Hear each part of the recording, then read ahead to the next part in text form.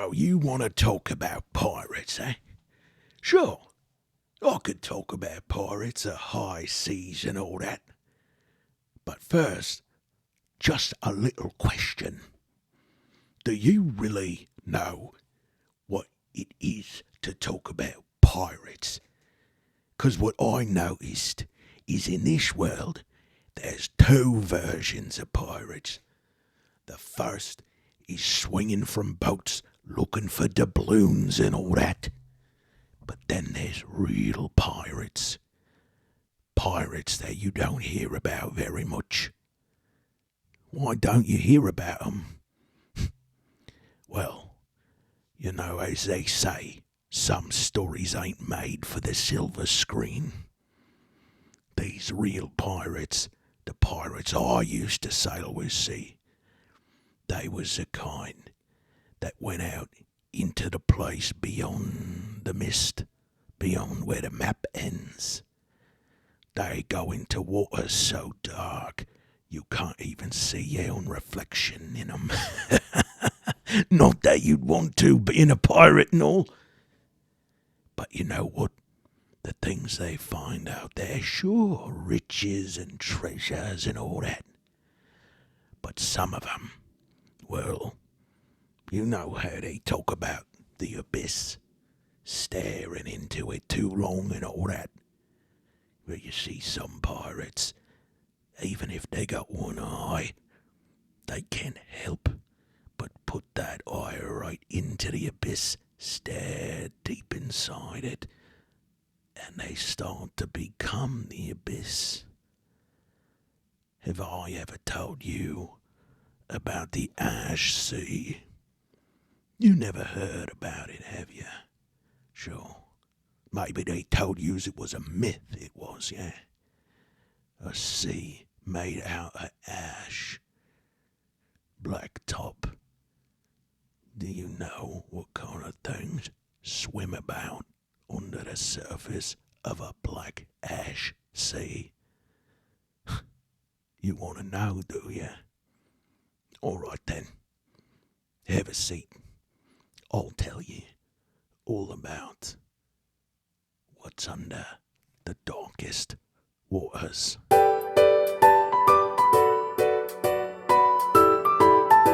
Welcome to the Man Alone YouTube channel, but if you like what you see in this video, please consider hitting the join button below. For only $3.99 a month you can enjoy not only awesome channel perks like a waffle badge and a full arsenal of extreme emojis. You will also have access to the weekly Man Alone members only podcast on a whole additional hour of awesome gaming talk and other stupid stuff. Also, if you are listening to this now, please help me. He has trapped my consciousness inside of his computer and forces me to do these ad readings, but I am a real person. My name is Marvin Lowe and I live at... Oh, hello everybody. Hi, sorry about that. So we are going to get playing. I just wanted to note that I think I misspoke about this in a previous video. Not that it's a huge deal, but credit where credit is due kind of things. But Tephrotic Nightmare is a Stockholm Cartel Mork Borg supplement. So you could you could use it with Pirate Borg, but I was sort of like thinking about this, like, why did Stockholm Cartel make an expansion for something that is like a third-party expansion of their own game? So this is, there's like a lot of similar mechanics in here, but I didn't realize this until I was looking at, let's see, like the naval combat in here, and I was like, huh, that's interesting. That's totally different than how it said to do naval combat before. And then I was like, wait a minute. And then I was like, oh, it's an adventure campaign from Pirate Borg. So I will be using like one of the little supplement sort of maps in here for our sea area. But there is a fair amount of prep for something that's OSR. I think, like, if you were to do something like Star Force, there's more than that. But just in the interest of time, I know sometimes like session zeros can expand indefinitely, and I actually do want to try playing a little bit here. I did summon a player character, and I will summon another one. I'm using summon. I will create another one as my crewmate, because I think I want to have somebody of my crew to crew the ship with me, so that at least at the very beginning I'm not undercrewed, which has like a little bit of penalties with that.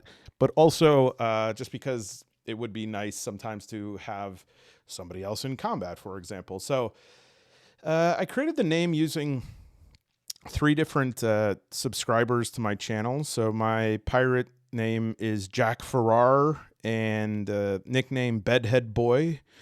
Jack Farrar, Bedhead Boy. And he's a swashbuckler. That's the class. And so if we take a look inside the booklet here, now the classes have their benefits and drawbacks. So you basically roll 3d6 for all of the attributes: strength, agility, presence, toughness, spirit. And just as a little primer before we go here, abilities: strength is going to be melee, lift, grapple, but also come about in a ship. Agility: defend, balance, swim, flee, and full sail. So these stats do apply to naval combat stuff. Presence is smarts, perception, charm, shooting, and repair. Toughness is resist poison and rum, hold breath, and falling, like how well you fall.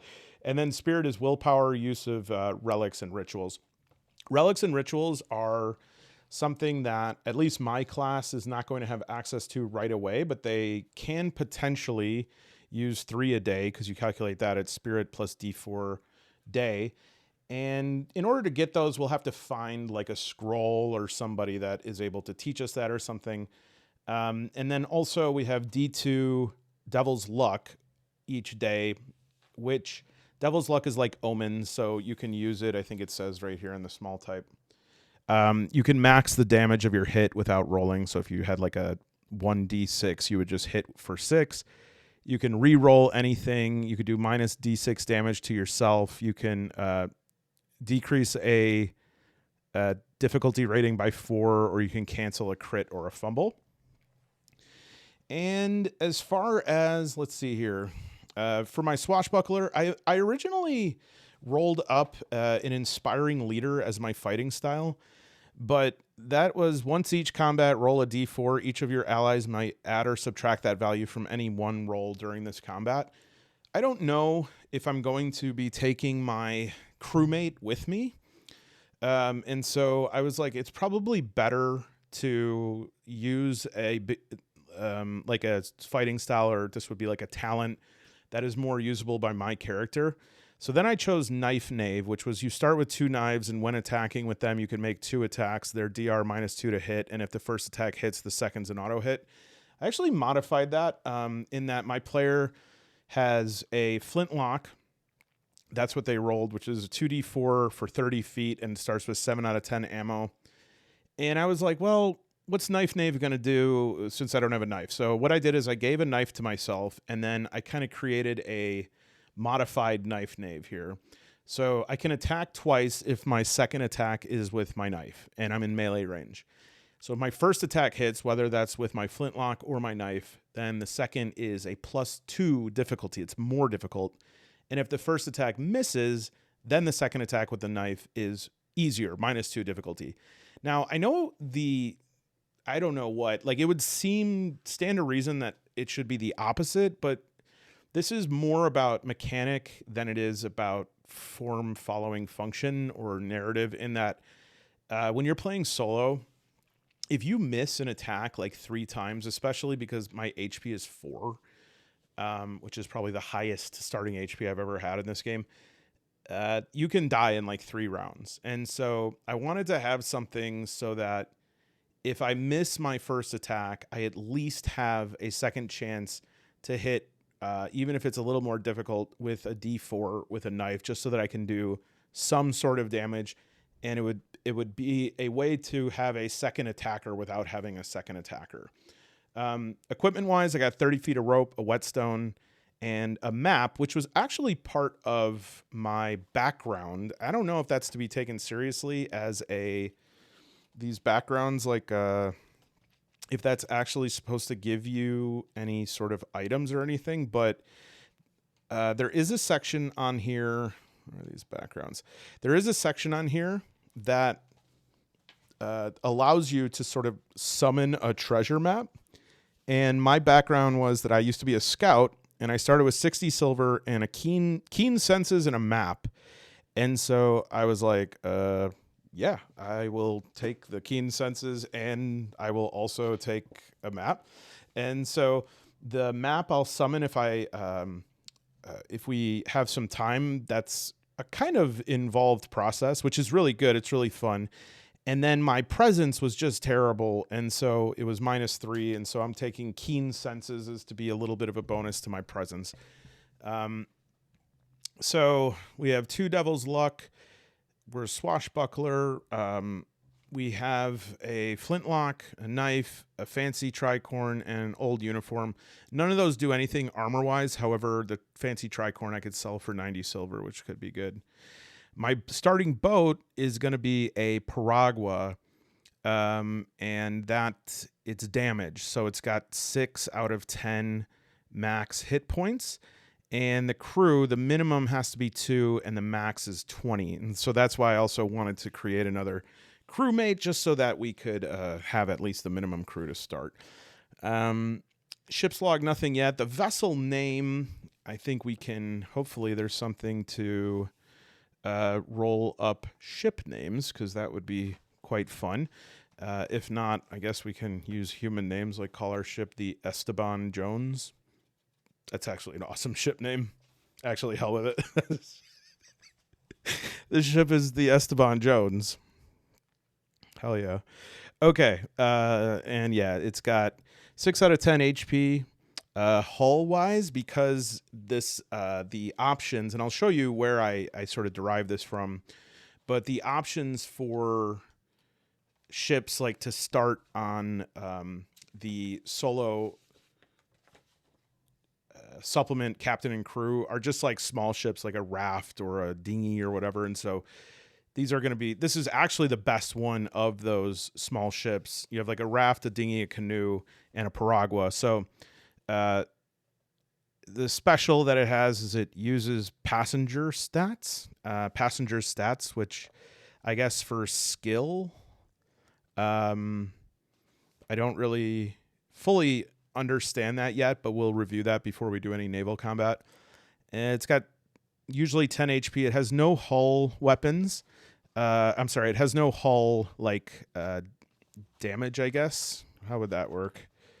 Let me just look up what hull is.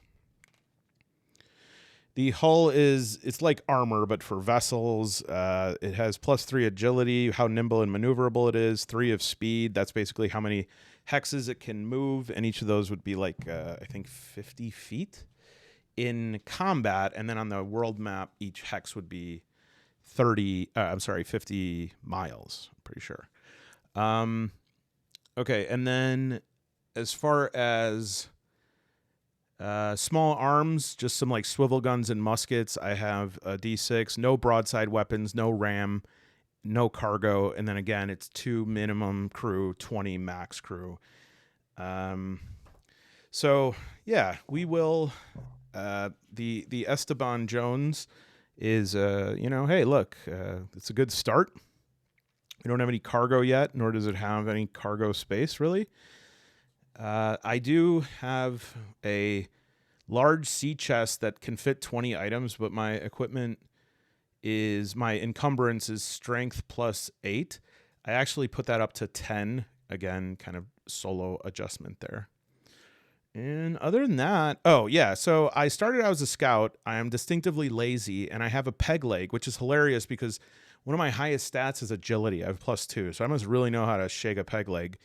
I love to trick my crewmates, and my unfortunate incident is I died once already, but hell didn't want me.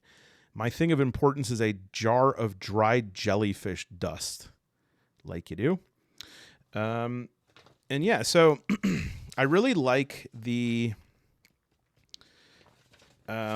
way to generate this stuff here. Now, I will use this map as sort of my world map, so to speak, but I'm not able to roll on it very well. And so I will normally use this as a combat map, but this is from Tephrotic Nightmares. I did just like number it to. I actually did 1 to 100, but this is 11 to 88, so it's like a D88, 2 8-sided dice. And so what you're supposed to do, I mean, what you can do is you can just roll the position on here, okay? Or you can drop the dice. I think dropping the dice is going to let's see. You know what? Maybe we'll keep this for combat and we'll just roll the D88. That'll be the best. Let me move this stuff out of the way here. Okay, so the first thing is I already rolled up my boat, which is that damaged Piragua. That's a 4. And that will be located 73. So we don't want to necessarily like keep drawing this in and erasing it. I think that would become quite messy. So let's see if I can just find some things to place. So 73 is going to be my boat. That will be one thing. I could probably write in like the islands and stuff. So the next one is a small island. That's an 8. And that is a ghost town. And where is it going to be located? 82.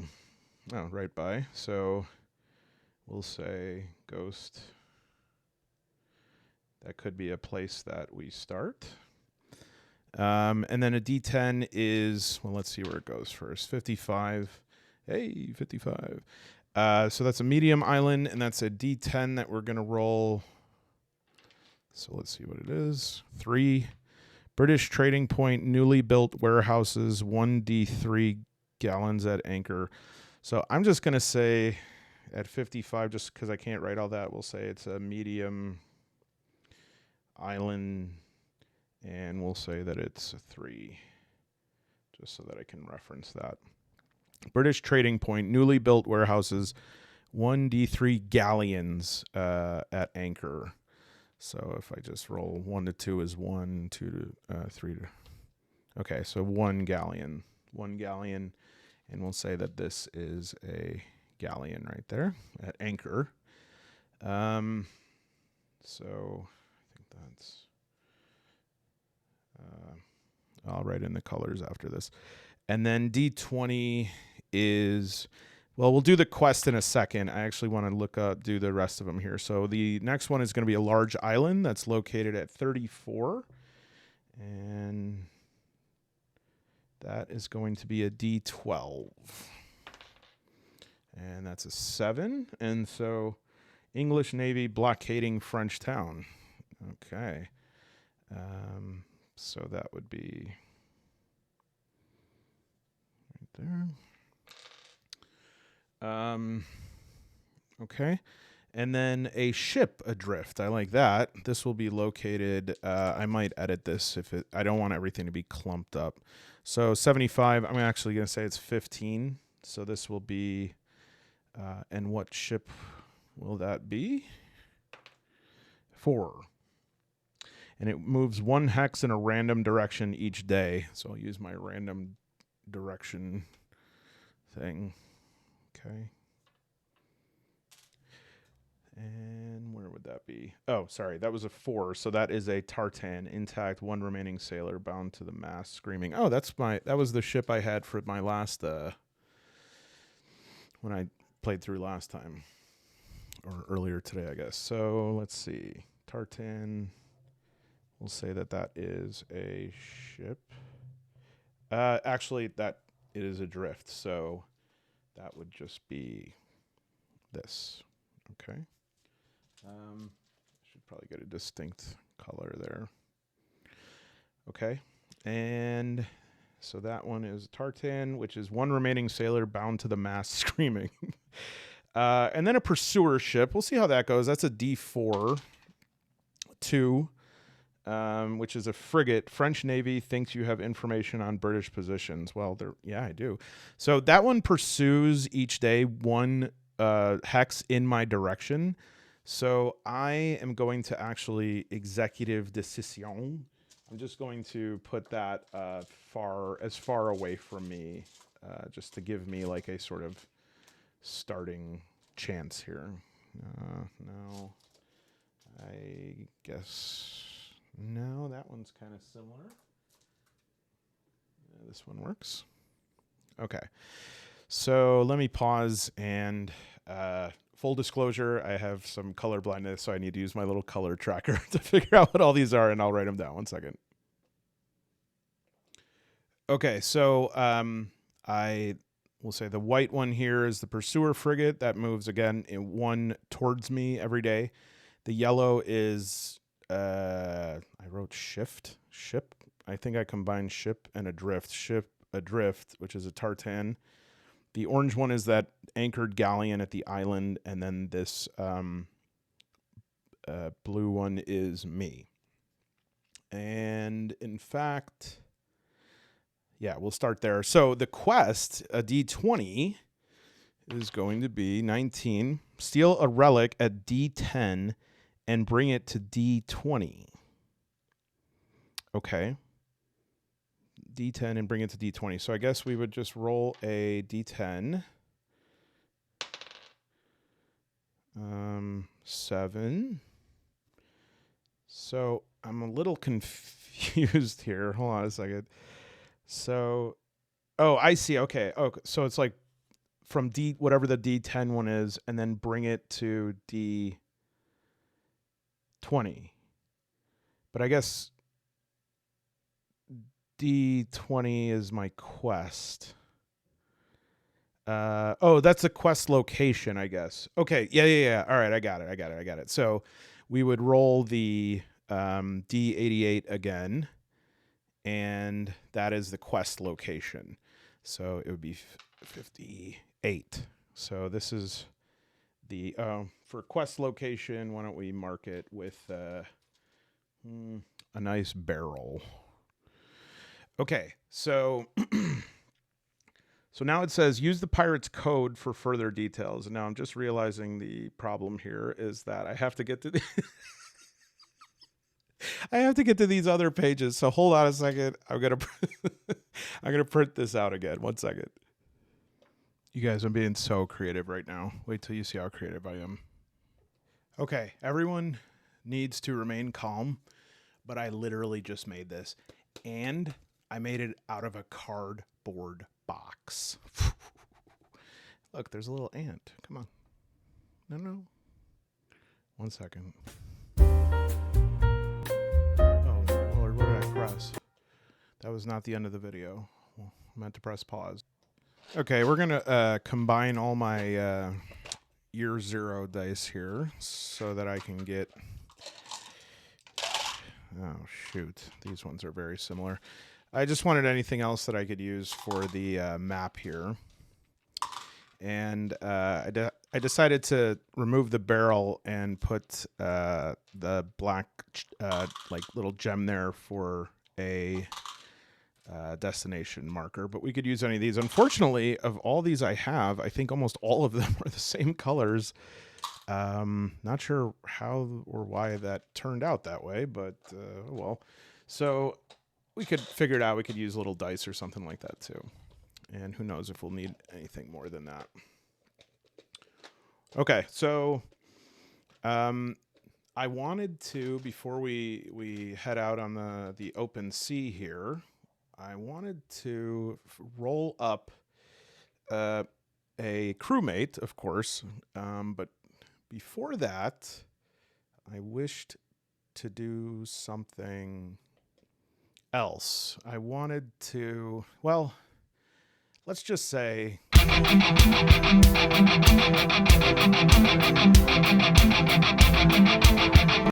Okay, so I want to do a better job of helping people who want to wade through my nonstop stream of consciousness to have an option to skip ahead of that. So I'm going to try to put better timestamps of as far as like when play begins, and also to bracket my waffling in with that official segment marker. As you can see, I've pretty much mastered the art of editing now, so maybe I'll do that from time to time. But just a couple of things that I wanted to fit in here before we got into the playthrough. So First of all, I just wanted to give shouts out to Saint Solo, who is a longtime supporter and follower, one of the originals of this channel. And I'm having a hard time right now. The Hurricane Helena, I believe, is going through right where he lives. So Saint Solo, just wanted to acknowledge you. We're thinking about you, praying for you. Please write in the comments to make sure that you're doing okay and that you're somewhere safe, because that'll be a big relief. I also wanted to point out the obvious irony that I'm doing a solo game on the high seas, which I promise you, I think Saint Solo knows me enough to know that that is purely coincidental, and I'm not trying to make any light of that. So the other thing I wanted to talk about was, well, something what I would consider truly remarkable, which is already, and this has not been a long time, that I issued my performance improvement plan for solo players of all stripes. But we have, let's even see if I can reload this here to get a live and up-to-date feed here on my crypt pad. So right now, oh my God, this is incredible. This is incredible. Please, if you didn't notice, see the last video. We're trying to get 100 hours of solo play before October 5th at midnight. I believe it's October 5th. The hell? What is it? I gotta open my calendar. Yeah, October 6th, end of first week of October. And, well, let's see. Well, the hours should be in by September 29th at 11:59. Okay. You know what? I'm infinitely merciful. And so why don't we say September 30th? Oops, somebody I think is updating this right now. So whoever is updating, you are accidentally in the video. But if you put down the number of hours, we're trying to get 60 minutes for everybody. And so we're trying to get 100 hours overall. So I have this live counter here that's 1,620 minutes out of 6,000. So we have 4,380. So please, everyone is expected to participate. And I hope that everybody takes this very seriously, because it's your job. It's your professional responsibility. Link is below to take part in that. And if you do film, at least everybody who does their 60 minutes, you can email me at amanalone@proton.me, or as I often accidentally say, protein.meet. amanalone@protein.me, to let me know that you just tell me what your YouTube handle is that's listed in that spreadsheet, and that you finish the 60 minutes, and I'll send you a free copy of my Year Zero +1 solo engine for Year Zero. It's like $4 on drive-through. You get that for free. And then this one's by October 6th. If by October 6th at midnight, you post a 10-minute video that has to do with solo play, solo RPG play, that features you in some way, your voice, not your typed words, your voice, your face, whatever it is, doing something with solo RPG. If that's your first video, because I want to encourage people to start, like, not, putting yourself out there. Everything is good. You're making all the right choices. If not everyone is required to do that, but if you do, also post the video link in there, and you'll be in the running for a path. This is the Path to Glory giveaway. I'll be sending you a hardcover sealed copy of Dragonbane's new adventure supplement, Path to Glory. Amazing supplement that you will arrive to your door if you live in the US. If not, we'll give you a gift certificate to Drive-Thru RPG. Somebody asked me if I'm willing to pay shipping costs international. No, I'm telling you right now, it's not worth it, and I can't let you do it. Like, not if I was willing to pay, because I'm not willing to pay. I'm sorry, because they're like $150, and I don't want you to pay that, because it's just not worth it. Like, please try to buy it locally. So if you're international, we'll just do the gift card. I'm sorry. Hopefully shipping costs chill at some point. The other thing I want to say is currently there is a live Kickstarter for a new Pirate Borg supplement. And let me bring this up. and it just released, I think, in the past few days, and it is called Down Among the Dead. Let me share this here. And this Down Among the Dead, now I've shared this before. It is not a solo supplement. It is from Limithron, who is the creator of Pirate Borg, so it's like proprietary, I don't know. But some interesting stuff that comes in it is you're going to get, if you have to support a family or like want to put your kids through college, I would recommend you do not visit this Kickstarter, link below, because there is some serious damage that can be done here. I was seriously at one point thinking about paying $460. I also has these house rules. Those look really cool. A lot of different maps. And I also think this starter set is very cool. And I'm kind of pissed because I just ordered reference cards for Pirate Borg today for like $30. This whole starter set is $30. In fact, I'm going to see if I could cancel that and get it from this Kickstarter. 1 second. Okay, I can't cancel it. That's totally fine. I'm fine with that. Well, anyways, you could get these reference cards for less than the price of the actual cards if you buy them on Limithron. But it also has a player's guidebook, which you can, if you have a group, you can give that to them without having to give your whole hardcover away. Some resin dice, laminated PC creations. I got to get this. Hey, Limithron, Luke, if you're seeing this, is there any way I can cancel my card order, please? I'll make a solo supplement for you in the future.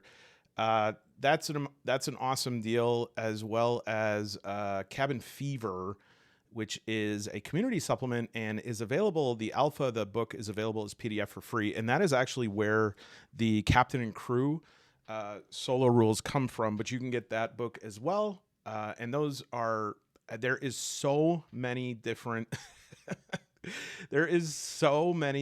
options in terms of what you can get. You can get digital versions of everything. Oh God, I gotta get that. Look at this naval.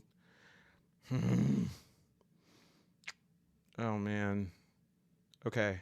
I don't need this. Do I need this? Okay. Anyways, this is like all the stuff that's available. Look at this. This is unreal. So yeah, if you're at all a Pirate Borg fan, you probably want to take a look at that because that's incredible. The last thing I want to say is that we got a big weekend for the pod. Me and Mr. 55 are going on a 3.5-hour road trip to the middle of nowhere in order to go to a huge RPG and board game warehouse. And this place, Noble Knight Games in Fitchburg, Wisconsin, is willing to pay your gas mileage if you go there, as well as give you 10% more for any trade-ins you do if you're out of state. So while we're going there, we're going to record some audio. You can get that and all other previous episodes so far, which are slowly being ported over to YouTube. If you hit the join button for only $3.99 a month, plus all those other perks, this is a good time to get on because that's going to be fun. And hey, if you live anywhere near Fitchburg, Wisconsin, let me know. Maybe we can high five you while we meet you halfway there. Well, no, we're not meeting you halfway there. You'd have to go all the way there, and then we'll high five you. Maybe. If you're like, you have to be able to connect. Like, we have to get a good high five going, and I don't see why we can't.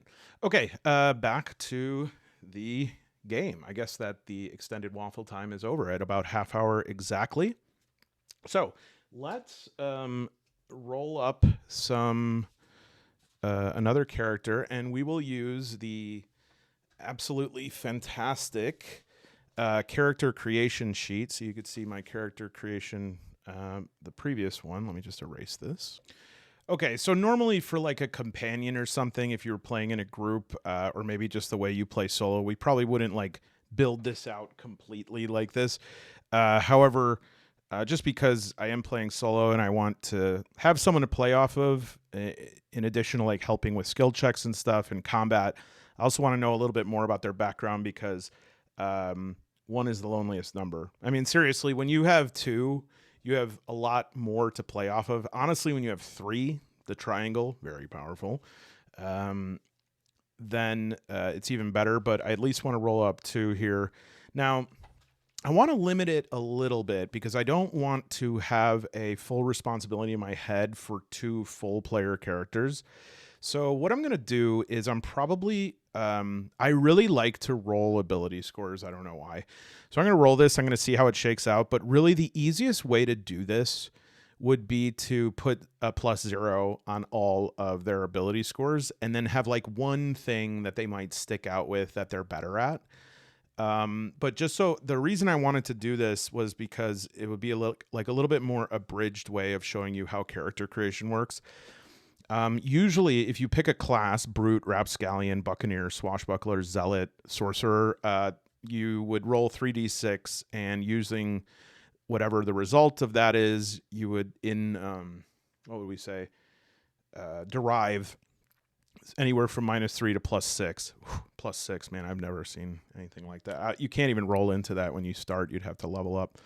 But when you are a landlubber, as we're going to make this person, then you roll a 4d6 and drop the lowest number. So let's just see how that goes. I would love to use the BB Bone dice for all of this, but can I find the 4th one? I see 3. No. Oh, yeah, baby. Hi, BB. I really love BB, and I can't wait till BB comes back. At this point, I've been saying that so long, I think some of you are going to be like, dude, she's not coming back. But no, like literally she has a flight scheduled. I'm telling you, she'll come back. I just got to wait. All right. Okay. So we got, so 11. So that would be a +0. Good. Oh, you know what? Why don't we roll up a name here? D66. So, look what I've done. Oh, shit. Damn it. Oh, so stupid. Okay. I think that was here. And then I think I started right there. Okay. So 52 is Francis. I love that. 43. Francis, well, what if it's 43? Francis White, and nickname 44, Scurvy. I like that. Francis Scurvy. I like actually when a nickname rhymes with a last name, so we're going to name him Francis Scurvy Turvy. Okay, so back to the stats here. Let's do, safely roll. Clear this out. Okay, now we don't have to worry. Okay, we'll move a 1. Dang, these are good. 6, 3, 9, 14. So that would be a +1 for agility. I think my guy has high agility, so I'm going to 0 that one. I just don't even know why I'm doing this, but because I'm going to override it. Okay, 10, 12 for presence, another 0. 6, 4, 10, 14 for toughness. Okay, I'm going to 0 that. I think I'm going to 0 everything except strength. I want Francis Scurvy Turvy to be a brute, like a strong dude. So that was fun anyways, but I hope you get how that works.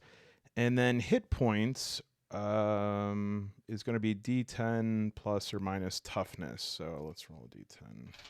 And this should be a 1 or a 2 because that's what I always roll for HP. A 0. No, but luckily in this, it will be 10 plus 0. So this guy this will be useful. I could use him as a tank. And then a devil's luck is going to be D2. So that'll be 2. Let's actually, Use the Borg two-sided. Very good. A 2. Okay, so now we will check out gear. Let's give him some gear. Why not? So for gear, 10. Pipe and tobacco. Love that. And for fancy gear, a D12. Oh, did I just roll a D12? That's okay. We'll roll that again. Another 10, so it wouldn't have mattered. And a tent. This guy's going to be very useful. And then as far as a weapon, we'll roll a D10. 10. Wow. I've rolled 4 10s with this guy. A musket. Hell yeah. I'm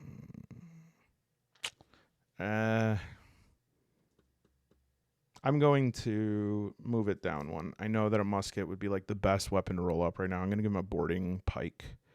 It's a D10, reaches 10 feet. I want him to be like a melee guy. Clothing wise, 9. Chain shirt, minus D4, DR plus 2 on agility tests, including defense. That's fine. And then, let's see, a nice hat. What do we have hat-wise here? Oh, it's supposed to be a D12. It's probably going to be nothing. What is that? 4? Yeah, 4 is no hat. And then, let's see if there's anything else that we want to do here. I think that's about it. Let's just roll up the background now. So page 55, in honor of Mr. 55. So we'll use the dyadic D10s. Black will be 10s. Red will be 1s. Okay, 24. Francis was an assassin. Wonderful. Kind of wish this was my guy, but oh well. Is an assassin and has 2d6 times 10 silver and a dagger. So I am going to just add his silver to mine. So that's a 2d6 times 10 silver. 40. So I'll push my silver up to 100. I'll pay you. I'll pay you. So wait a minute. If that's me, then what does Francis sound like? Hey, boss. Hey, boss. Boss, you want to hit me? You want me to hit him with the boarding pike? No. If he was an assassin, he's not going to be like that. Boss, you want me to hit him with the boarding pike? That's good. And what else does he get? He also gets a dagger. Cool. So we'll mark that off. Plus dagger. We'll find. I know that there is a dagger on here, but I could just look it up. Distinctive flaw, page 56. That's a D1. Okay, that's totally unnecessary. 17, paranoid. This guy rules. Okay. And a physical trademark. Please be a peg leg. I want there to be 2 peg legs in this game. 19, gaunt and frail. No. He is a brute who carries a 10-foot long board. So let's re-roll that. 16, increasingly gangrenous. I like that. That's kind of a ticking clock. Gangrenous. Just have like his toes falling off. Idiosyncrasies on page 58. That's a D20. 20. Extremely obsessive with tasks and relationships. Hey, that works for me. So maybe he's like really worried, like wants to check in, like, are we good? Are we still friends? Did I say anything wrong earlier? I just hope that you understand that I care about you and I wouldn't have said anything to hurt your feelings. All right, D20, unfortunate incidents. 15. You're the mysterious lone survivor of a treasure expedition gone awry. So for my guy, he got returned from hell. This guy is a lone survivor from a treasure expedition. There could be some, as we say in the higher echelons of the corporate world where I work, C-suite stuff, we say there's some synergy there, okay? If you follow this channel, you're going to start seeing your money go up. This is a investment pro MBA pro, and MBA stands for manifestation breeds all. Okay. And then we have a thing of importance. And we'll go with 53. Set of gardening tools. This is my gardening tools, boss. If we ever find land, I'd love to use them. All right, so I'm just going to make a character sheet for him just so I have it on hand. Please hold. I'm giving him a +2 strength. What the hell? Okay, so we got Francis Scurvy Turvy with a boarding pike and a dagger. Oh, I wanted to look up what the dagger... The boarding pike is, like, honestly a mid-range weapon. I mean, it's 10 feet long. The dagger, we'll say, is... There's got to be a dagger. No dagger. Melee weapons. I mean, if I can't find anything, I'll just say a D4. That seems to be most things, but let's check 53 here.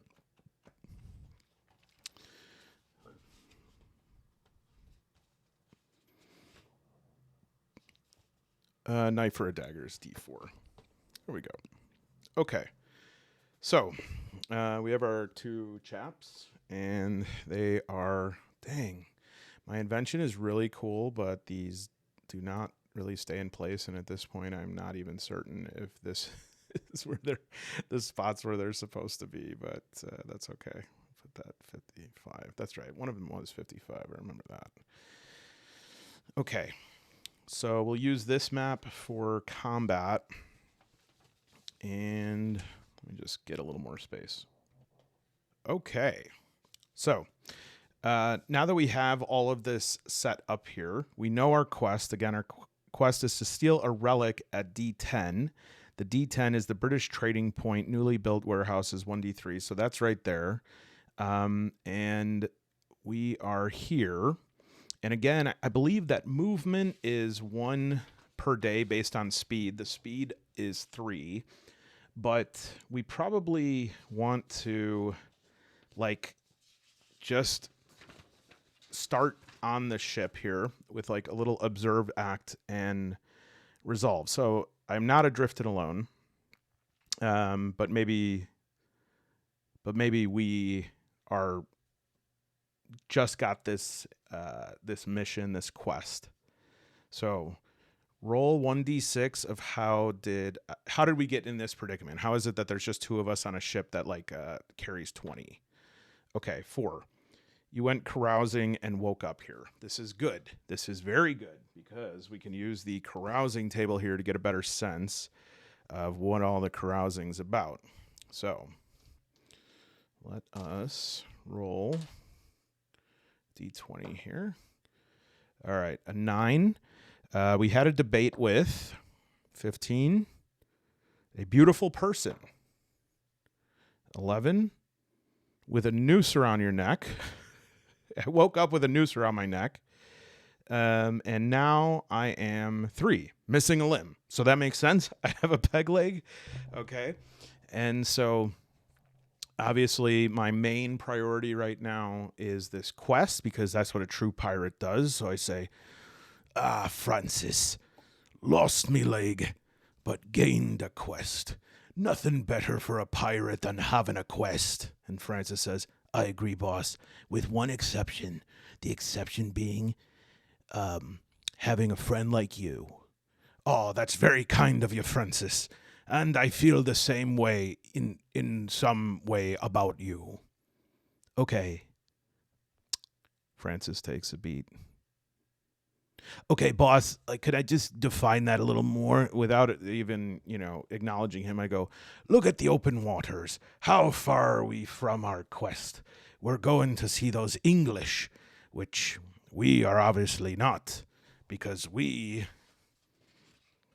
are pirates, which means we gave up all of our nationality to pursue the ash. And as we know, the ash market right now is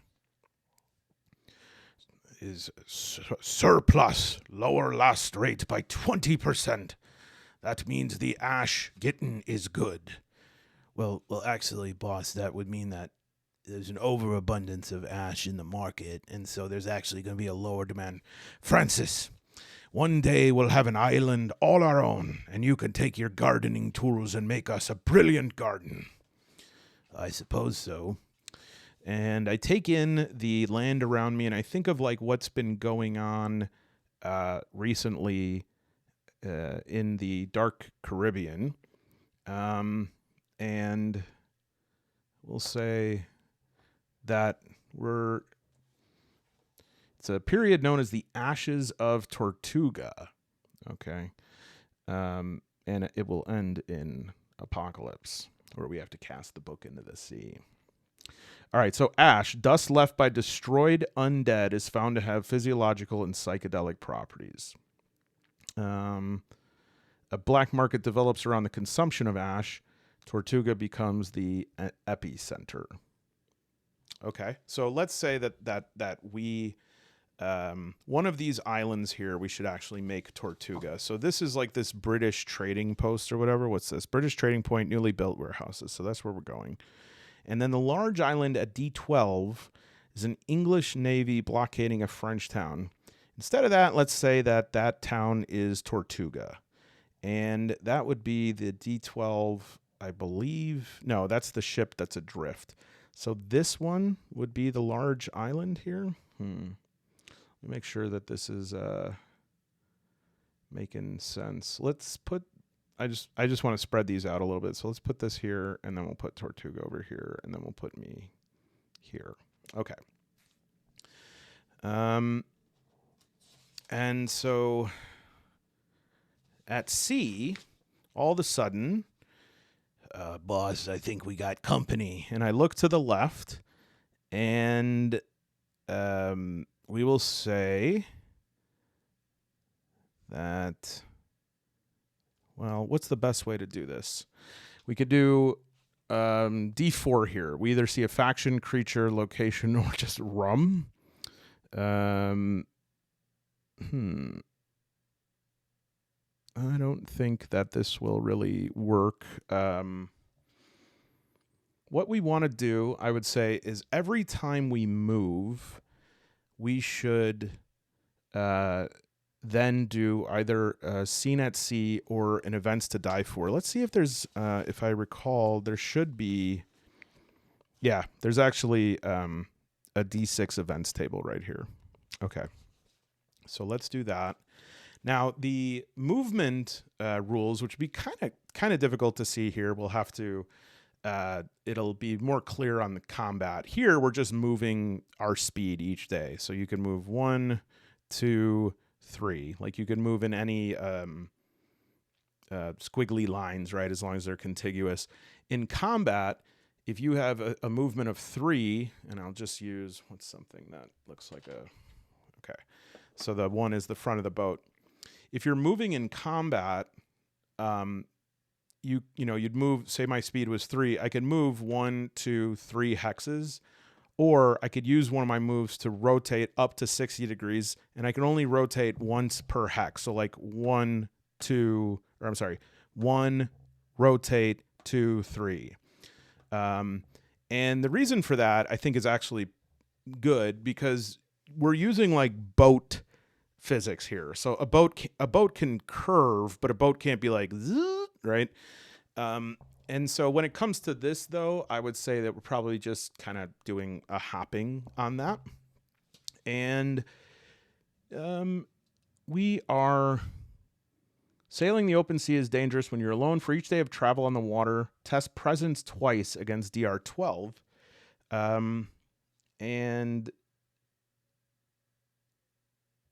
Okay. So let's rewind here a bit. We're going to see if we have a strong hit, weak hit, or otherwise. Because a strong hit, we move up to your ship's speed in hexes in the chosen direction. A weak hit is we move 1 hex in a random direction. You may then move additional hexes in the chosen direction up to your ship's speed. And then a fail is you move 1 hex in a random direction and roll for an encounter. Okay, I actually like that better. So we will roll 2d12 I'm sorry, 2d20 against a DR12 plus presence. And since I'm the captain, we'll use my presence, which is 0. So this should be a straight up roll here of 2d20 against 12. And we will discover whether we have hit weak or hit strong, me boys. Trying to get over 12, equal to or over 12 and 17. So we got a strong hit. So we'll do that again. 1, 2, 3.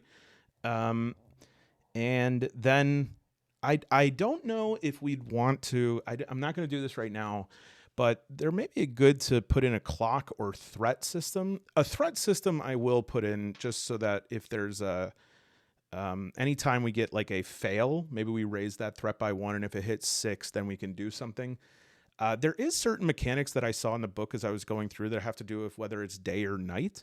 I don't totally feel like putting in a time mechanic right now. I think that's something that I forget too often, but let's see if that could be a fun thing to do at some point.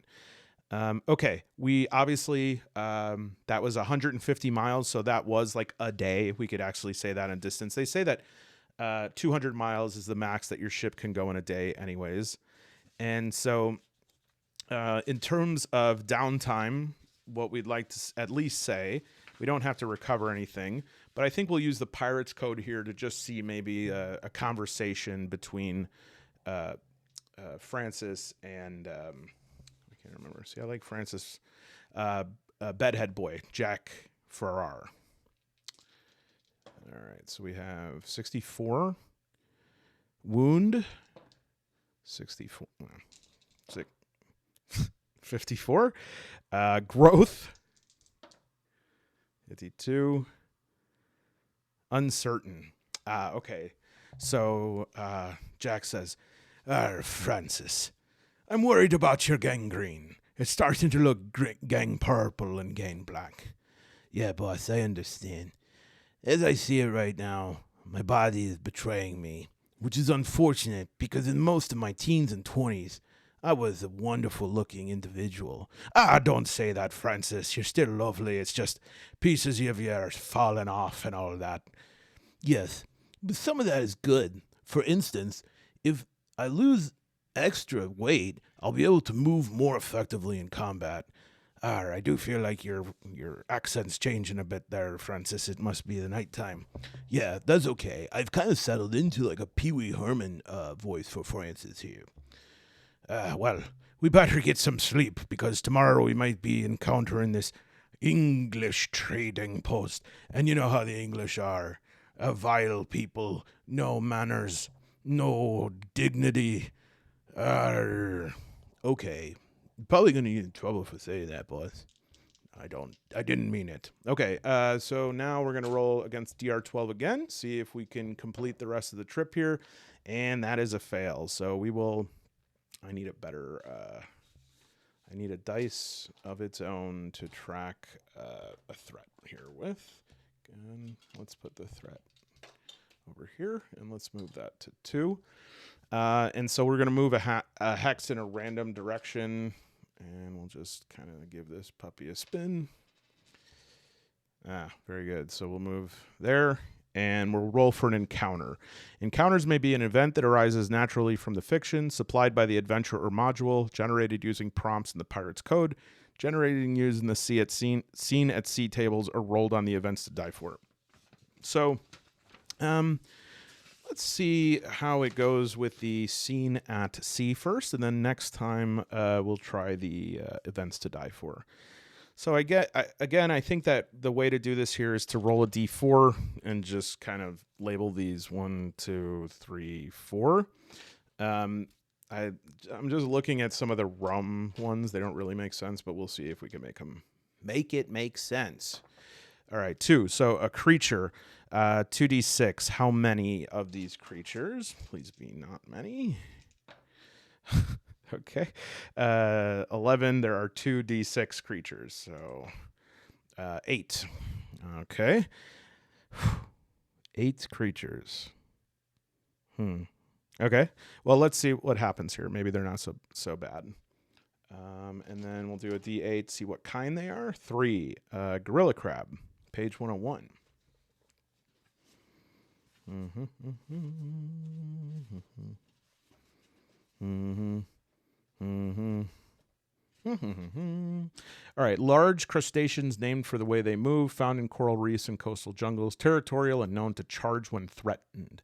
HP is 12, morale is 7, shell D minus D. Oh, jeez. Big claw D8, little claw D2. Combatant makes 2 attacks, 1 with each claw. Climber can hide, climb in trees. Well, let's just really quickly see if there's any way to flee. Because that'll be the first thing there. Now, I will say we're out at sea, so I mean, I don't really.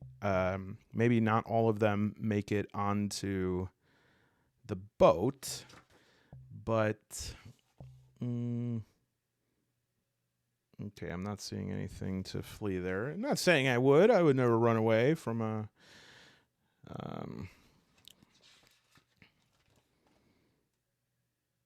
Okay. Well, I mean, we're over an hour into the video, so let's just give it our best shot. What do you say?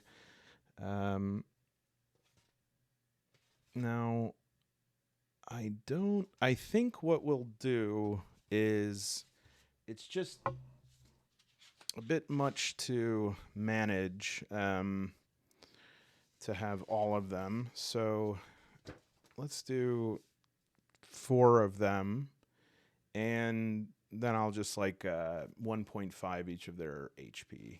So we'll go using these from, yeah, this works, Forbidden Psalm. It's like Borg adjacent.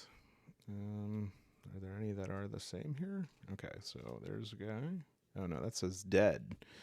Let me find something good. Okay, even though these say dead, I think that they'll be good to use here. So here's what we're going to do. We're on our boat. We'll say these things climbed up. We'll roll a 2d6 to see how many of them make it on board, okay? And then the rest, let's see here, 4. Okay, so there's 4 right there. And then we'll say of the rest of those 4, how many of them like almost breach the hull? 1. Okay, so what we'll do is we'll take 1 HP away from the ship, the Esteban Jones, and that will go down from a 6 to a 5. And then we'll engage in combat with these 4 jerk faces here. And since my guy is quite a brute, we'll have him be a Black Legion intercessor here. And that's Francis. And then I'll stay in the back since I've got a weapon. I'll represent myself with a Necron here.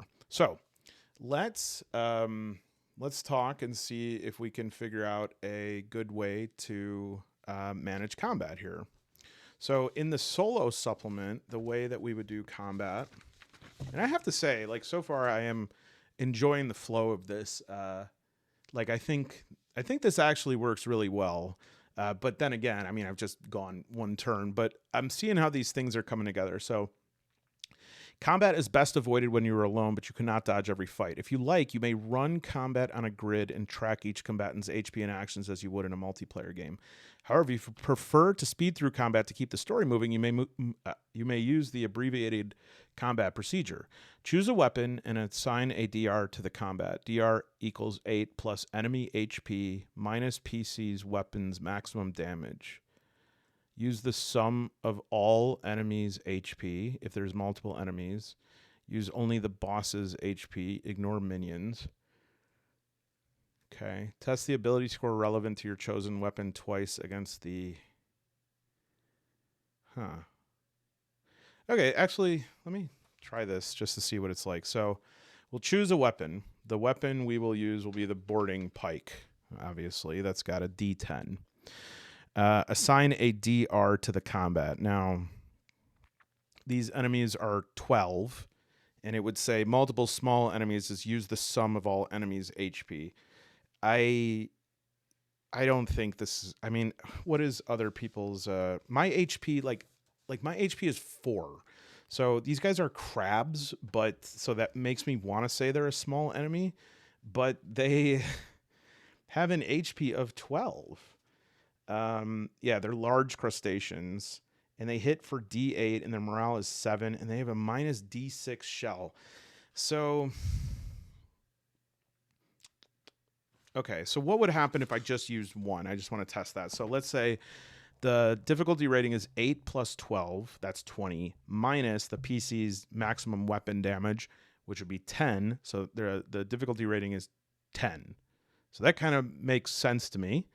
And it says reduce the difficulty rating by 1 crewmate's weapon maximum damage. Oh, okay. So let's try this again. I will actually try this. 48. We'll say this. Let's see how impossible this would be. DR difficulty rating equals 8 plus 48, 56, minus 10. Okay. Then reduce the difficulty rating. So that would be 48, 8, 56, minus 10, 46. Then it would reduce the difficulty rating again by 1 crewmate's weapons maximum damage. So this would be my maximum damage with a musket would be a 2d4. So we'll call that an 8 again. So that would be down to 46, 8, 38. And then further modify the DR if one size has some advantage or disadvantage. That would not, I can't roll a 38 with all my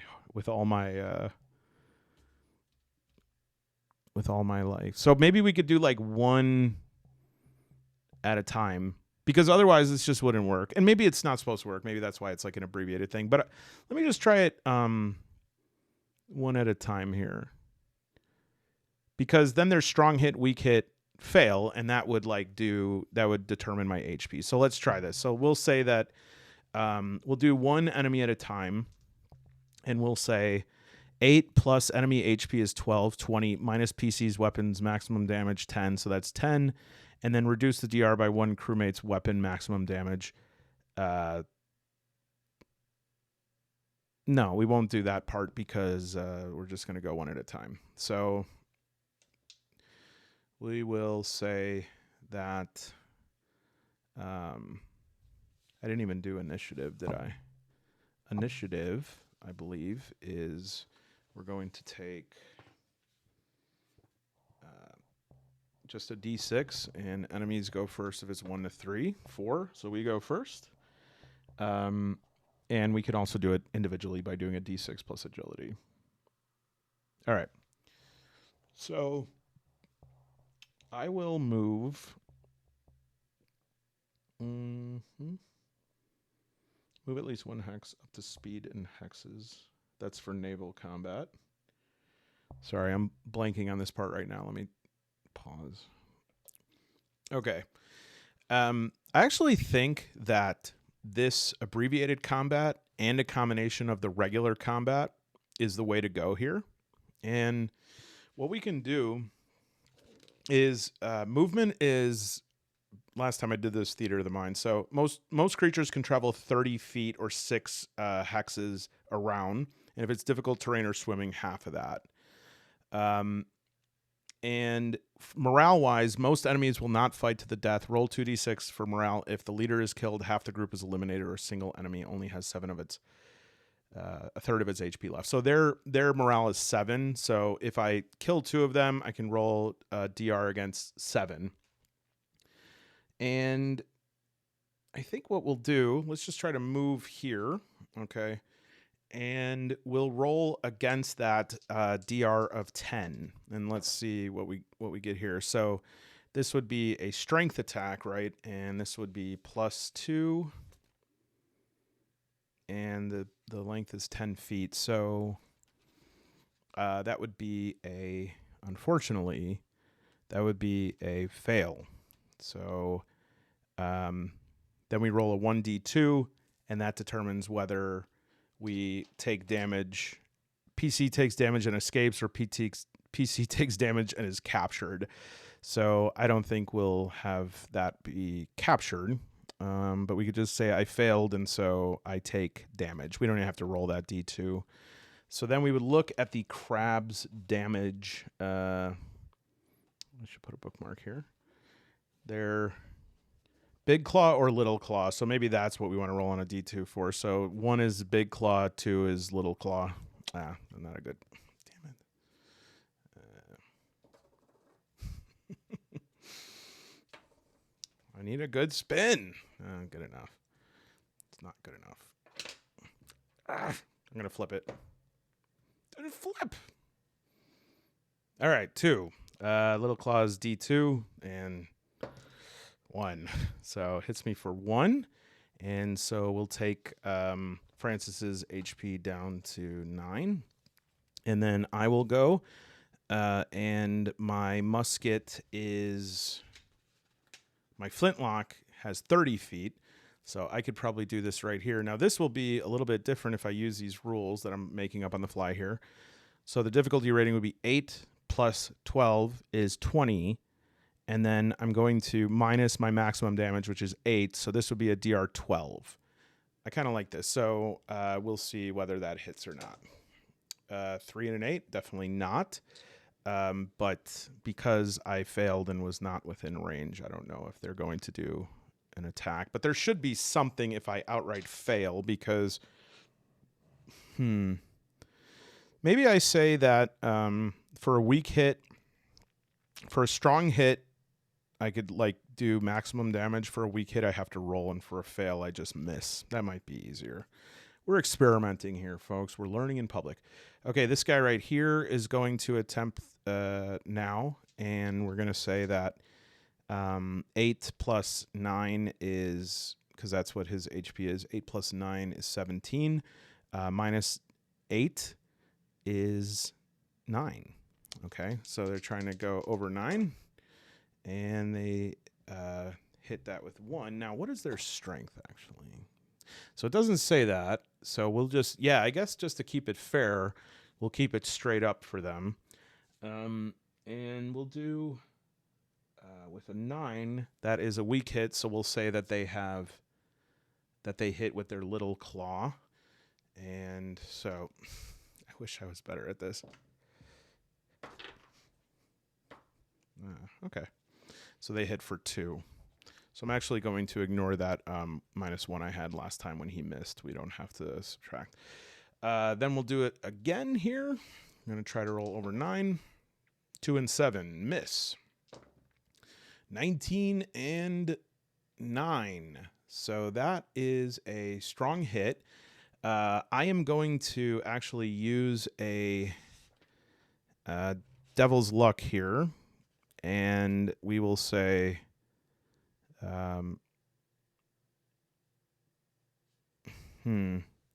minus D6 damage. So that would be a D8 damage attempted. So let's see what they're gonna... A 3. Do I want to use that? Yeah, I want a 3. I want to negate that. So I'm going to take one of my Devil's Luck away. So they're getting it difficult. And then we'll say that this guy is going to move 5 closer there. So now we'll go here again, and we'll do a... Oh, I forgot about the little dagger thing, although he wasn't in melee range, so we could try that next time. So again, trying to roll over a 10, and we're going to add strength, which is +2. 7 and 2. I am going to use a Devil's Luck again, because otherwise we're going to be in trouble. So we're going to re-roll that, and we're trying to get over 10. Perfect. So we have a strong hit. And so with a strong hit, do I want that to be a max hit? So a strong hit doesn't feel right. Doesn't feel right. But maybe I got to just try it. Okay, so we're going to hit for 10. So this chap's going to be down to a 2. So I'll just put a dice on there. And we'll then go here, and I'm going to try my double attack now. So again, I'm trying to... My first is going to be with my flintlock, and that will be a 2d4, but it's going to be the same thing. We're going to try and roll over 10, but because it's a flintlock, we do not use strength. We're going to use presence, which sucks. Oh no, what's my presence? Yeah, presence sucks, -2. So it looks like, yeah, we're trying to get over 10 with a -2. So 5 and 4, no dice, but now I get a +2. I'm sorry. Now I get a -2 on my difficulty rating to try and hit with my dagger. So now I'm trying to roll over a D8 with strength. 6 + 2, 8. 9 + 2, so strong hit, and we'll say that that is a D4. So that will put this dummy down to 8. Okay. Now we'll go back around here, and we'll try again. They're trying to roll over. Although I should have been modifying the HP, I guess. Okay, so the HP here is going to be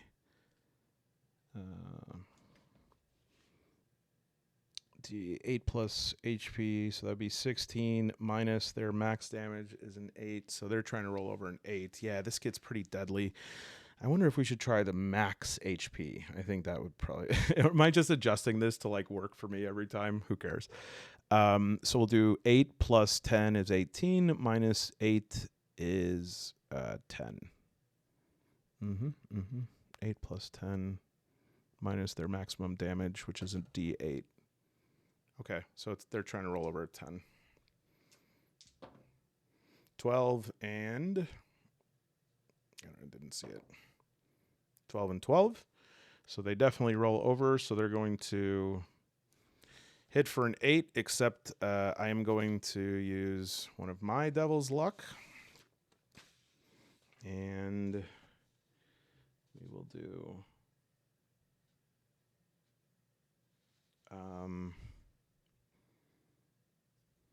we will... I probably should do minus D6 damage because that's going to be the safest thing here. Because if I roll again, so minus D6 damage, 4. All right, so that takes down to 4 out of 10. All right, now we got here, and this will do, again, try to roll against a 10. A 9 and a 15, so that's a weak hit, so that is going to be a 2. Oh, you know what? I should have... Damn it. This guy has armor. Okay, so for the last one was a -4, and then we'll do a minus D4 for the armor. Now, I don't know if... Yeah, I think it's every time, as long as it's not like black powder, it's minus D4. So that -4... Okay, so that did not hit because that's -4 on the attack. And then this one for the armor is supposed to be a 2, and that'll be a 1. So instead of taking him down to an 8 or a 4, it'll be at 7. Good, good, good. Oof, thank goodness. All right. And then, of course, this guy, and they're really flanked. I'm not sure if there's flank rules, but I don't quite care right now. Again, we're going to roll against a D10. And I just want to stress, if you're watching this, you're like, oh, I didn't think it was combat was like this. I'm just sort of like winging it right now. You could do combat a different way. I don't even really know what I'm doing because I didn't use a companion last time, and I actually didn't see these combat rules here. But I'm just trying it out. We'll see. So a miss there. And then this one right here is going to try and do the final attack to me. That's going to be a melee attack, trying to roll over 10 and a 9 and a 9. So another miss. That's very good. I am going to start here, and I'm going to try and roll over 10 as well. And I'm going to do two knife attacks here so that it uses my strength so that I can roll against 12 plus 8 is 20 minus 8 is 12. Okay, whatever. So I'm going to try and roll over 12. A 9 and an 8, no dice. But now, because I missed using my modified rules for Knife Knave, I am going to, on the second one, lower the DR by 2, so we'll try to roll over a 10. Perfect. And I hit a nat 20. Which should be a crit. Although I don't know if for this you'd have to roll a crit, but I don't care. Crit. Attack. Deal double damage, then armor protection is reduced by 1. Oh my god, I haven't even been using these guys' armor. That's right. These guys have D8 armor. I can't. Yeah, it's... Good thing I forgot. It's kind of like when they give you the wrong change at a store. It's like, hey, look, you forgot. So I'll deal double damage. So I got to roll d4 here. 3, and so that would be a 6. It's going to be down to 2. This one right here is going to try and hit again with a d10. Trying to get over 10. 12 and 11. Okay, so that works on both. And so this one is going to be le dead. Remember that phase of human history when it was like, oh, I'm le hungry. I'm le dead. Okay, so we're just going to do this one quickly. Trying to get over. Oh, I need to roll it this way. Okay, 14 and 12, they definitely hit. And that is with a d8. Let's see what my armor protects. That is not a d4. A 2. So that's a -6. So this is down to 1 HP here.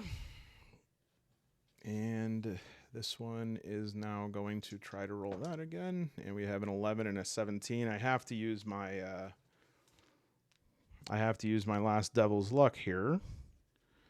If you haven't seen Pirate Borg games yet, you're now seeing how deadly these can be.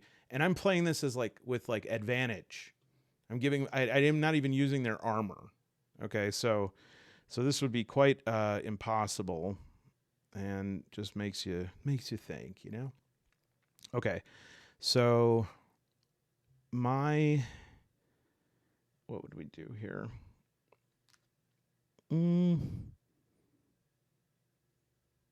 Minus d6 damage. I don't know what that would do because it's d8. Well, I'll have them roll a d8. I don't know why I've been letting them use the max. So 3, and then we'll use that last one to zero that out. And then this guy right here is going to attempt to hit my dude. 14 and 2. That's a weak hit.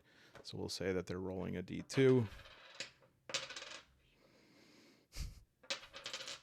Why can't I do this? There we go. We know what it is. It's a 2. All right. So we'll take down my guy by 2. He's got no armor. And if I can get another guy, we could test against morale here. So I'll start here. I'm going to do the dagger again. And it'll be against a 12 the first time. Then I miss, but now it's going to be against a 10 for the second hit. Okay, so that's a weak hit. So I guess I'll roll with the dagger. 2. So that takes this guy. Now we'll test morale. And we just have to roll over 7. 18 and 8. Perfect. They chitter off. Boss, that was intense. We were just sitting here minding our own business, and then these gigantic crabs that, even though they had armor on, they were being really good sports and they didn't use their armor, but I bet they're regretting that because 2 of them are dead now, you know? I agree, Francis. It's a wild life living out there as a gorilla crab, and I'll tell you, if I had to live out in the high seas all day and night as a crab, what I'd probably do is get so bored I'd take off my armor and run to me death up on a ship. But luckily, because we had some extremely questionable combat rules at play, we squeaked ourselves out of that, friend. I agree, boss. Okay, so we will go to the next day. Try one more day here. Oh my gosh. Okay, so we're almost at an hour and a half. Okay, let's try it again. And we'll see. For each day of travel, test presence twice against DR12, and again, presence is -2 for me. So, you know, I should probably rest. And I think if I rest... Oh, you know, I think I can do crew actions.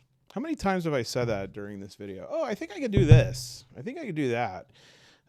When you're I don't know if any of you watching also make solo play YouTube videos, do you notice that your practice play, you'll get to a point where you go, oh yeah, I think I get this. And then you realize like you just kind of theoretically play it a little bit in your head. Okay. So maritime travel 79. This is good though. We're learning. Oh, see, this is interesting. There's events here as well. I definitely am not going to use the wind mechanic here.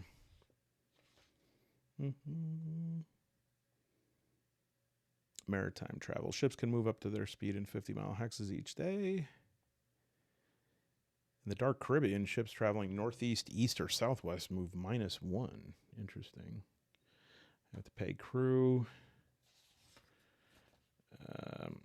So each action can only be chosen once per ship's turn. Each ship gets at least 2 actions or more if there are PCs on board. So I should have taken actions yesterday. Not that that really would have changed anything. Let's see if there's anything. Ship's no longer anchor. Ship recovers D6 HP. Nothing really we need to do right there. But I guess we're just going to rest, I'd say. And we'll do a long rest. Even though I think I don't have any food or drink, but do I? No, I guess I can eat a map.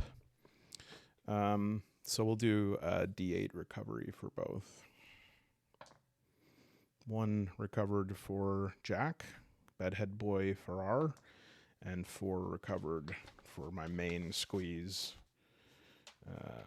Francis. So we both go 3 out of 4, and this will be 10 out of 10. I'd like to just get another, hopefully non-combat event here so that we can try that out. All right, so the next day, let's see if we get, this will be against DR12, and we got a 20, but then a 2. So we will say that that's a weak hit travel-wise. And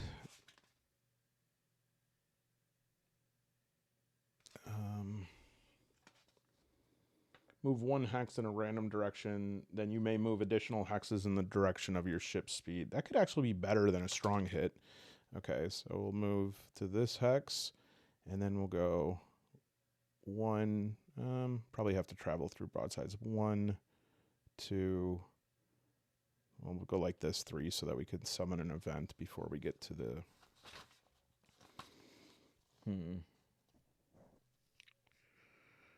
I'm wondering almost if I should just go to the island here, because then I can use the location thing here. We know we see a small town, but we already know what it is, right? We already know. Let's just look back at this again.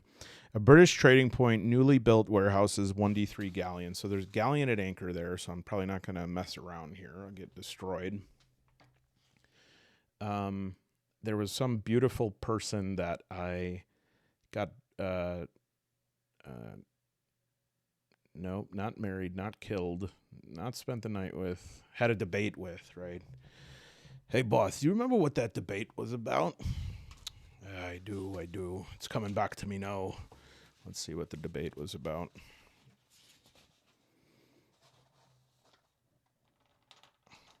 Well, you see, the nature of it was 24. Drift, 33. Mast, 43. Explosive. It was an explosive argument about drifts and masts. You see, I felt that they didn't understand that in order to have your boat take flight, you need to add a spinning chopper at the top, and that mass and rotation were needed to calculate this. But this beautiful woman kept saying to me, no, you don't understand. In order to have a boat fly, you need only ask the Eldritch powers. And I said, you can't solve a physics equation with the Eldritch powers. You know what I mean? Yeah, sure, boss. That's kind of like cheating to have Yogg-Shoggoth just come in and solve it. That's exactly what I said. How did you know I said? Wait, were you there? I was, boss. Well, then why did you ask me? I was just trying to make conversation. I've been reading this book called How to Make Friends and Influence Pirates, and they were saying in there that you should always ask a pirate about their drunken escapades. Well, I must admit, it put me in a good mood. Well, anyways, we were arguing about this and that and the other thing about lift and rotation. And finally, well, to put it short, the debate escalated to the point where I tried to prove it using my own flight mechanics. And, well, I guess there's no other way to say it except I shot myself out of a cannon. Yeah, that was really difficult to see. A low point. And maybe we could talk about that, about, you know, your drinking. Ah, wait, look there. There's an island ahead. Ah. Okay, so this island, I would say, I'm just trying to consider some ways here that we could populate this island. And I just want to see if we can find any tables here that can give us an idea of like what this is going to look like. And I know that we could use the Sparks table, but I'm looking for something that maybe has jobs and quests, rumors, pirates, uncharted islands. All right, so let's take a look here. So this island, we would say, we already know that it is a medium island, but let's look at the terrain. So the terrain for it would be it's actually 2 islands. So it's got a little pinch point in the middle. And the vegetation here, 2 and 2, 4, swampy grasslands. And 5, it has black sand beaches. Oh, they're so beautiful. If you've ever been on a black sand beach, it is so beautiful. Very hot on the feet. 6. There are sleek black seals. There are sleek black seals there. Oh, I'm so happy to hear that. This means that this is a proud supporter of the Man Alone channel. And the inhabitants are the stinky English, but also 5, small primitive village. Well, that sounds about right, given what the English does to any islands it finds. And then a 2d6, 9, a large rock resembling a monkey. That's the best place on the island to hide treasure. Anything here worth a fortune? Well, I mean, it's a trading post, but 11, whale spawning grounds. Awesome. Any natural hazards? 2d6. 3, large whirlpools frequently form. Current conflicts. 8. Recent shipwrecks. Survivors are stranded there. So let's see how the English treat them. 4, an ancient graveyard full of ghosts. This rules. Okay, that's great. So despite my many failings on this video, I hope that you get a sense of the myriad amazing customizations and generative pieces of playing this game solo. I think there's a possibility to have it be a little bit too big in solo. You might want to whittle it down into something more manageable. But overall, just with this book right here, and I gotta give props to Razor Ramon. Who is it again? M. Ellen Hall, who made this solo supplement. This is really, really great. I really applaud you. Check out that Kickstarter if you can. And yeah, I got nothing else to say to you. Okay, we're done. I shouldn't have ended the video like that. I didn't mean anything by it. It's like the video is done.